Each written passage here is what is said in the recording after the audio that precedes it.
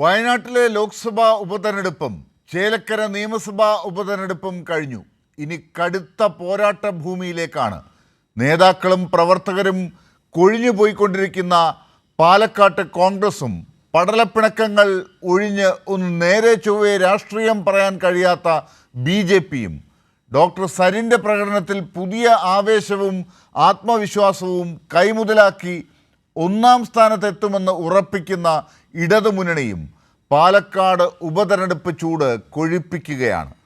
പാലക്കാട് മഹിളാ കോൺഗ്രസിൻ്റെ general secretary Krishnakumari ഇന്ന് CPIMൽ ചേർന്നു. ഡീലുകളും കള്ളപ്പണവും വോട്ടർ പട്ടികയെക്കുറിച്ചുള്ള പരാതികളും പോരാത്തതിന് വയനാട്ടിലും ചേലക്കരയിലും പോളിംഗ് കുറഞ്ഞതും ഇന്ന് ചർച്ചയാണ്. ഏറ്റവും ഒടുവിൽ വയനാട് സഹായത്തിൻ്റെ കാര്യത്തിൽ കേന്ദ്രം കൈമലർത്തിക്കാട്ടിയ വാർത്തയും വന്നിട്ടുണ്ട്.